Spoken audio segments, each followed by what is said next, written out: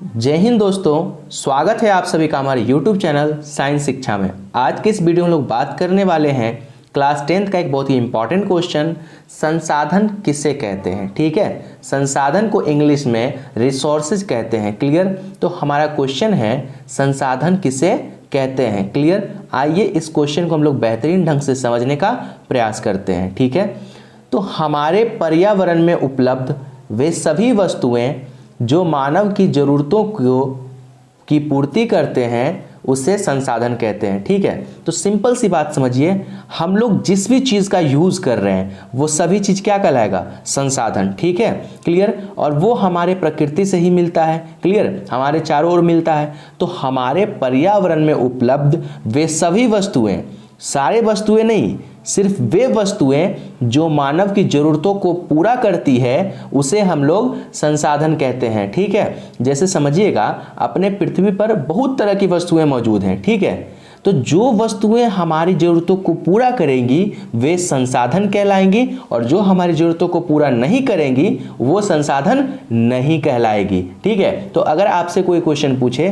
कि क्या हमारे प्रकृति में उपलब्ध मौजूद सभी वस्तुएं संसाधन है, तो आपको बताना है कि नहीं, प्रकृति में उपलब्ध सभी वस्तुएं संसाधन नहीं है। संसाधन सिर्फ वही वस्तुएं कहलाएंगी जो मानव की जरूरतों को पूरा करेंगी। ठीक है,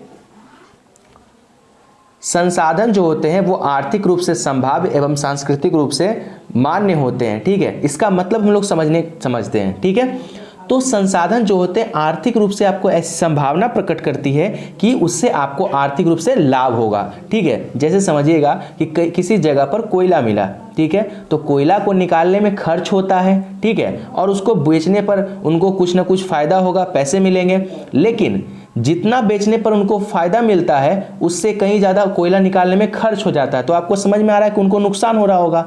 तो जब उनको नुकसान होगा तो क्या वे कोयला निकालेंगे? नहीं निकालेंगे। ठीक है, और जब कोयला निकलेगा नहीं तो वो लोगों की आवश्यकताओं की पूर्ति करेगा नहीं, तो वो संसाधन कहलाएगा नहीं। ठीक है, यानी कि जितने भी संसाधन होते हैं वो आर्थिक रूप से संभाव्य हैं, तभी वो आज हम उसका यूज कर पा रहे हैं। ठीक है, एवं सांस्कृतिक रूप से मान्य होते हैं। सांस्कृतिक रूप से मान्य कहने का मतलब कि भाई देखिए, जैसे आप समाज के अंदर रहते हैं, ठीक है, तो उसके नियम कानून होते हैं, तो आप ऐसी चीज़ों का यूज़ करें जो वो समाज के खिलाफ है नियमों के। ठीक है, तो आप उस चीज़ का इस्तेमाल नहीं कर पाएंगे और ऐसे में वो संसाधन नहीं कहलाएगा। ठीक है, और गौर कीजिए, अगर कोई वस्तु संसाधन है यानी कि वो आपके समाज के नियमों को उल्लंघन नहीं करता है, यानी कि वो सांस्कृतिक रूप से मान्य है। ठीक है, तो संसाधन जो होते हैं वो आर्थिक रूप से संभाव्य एवं सांस्कृतिक रूप से मान्य होते हैं। उदाहरण के लिए भूमि, मृदा, जल, अनाज, घर इत्यादि। ठीक है, तो आपके पास जो भी आप जिन वस्तुओं का इस्तेमाल कर रहे हैं वे सभी वस्तुएं संसाधन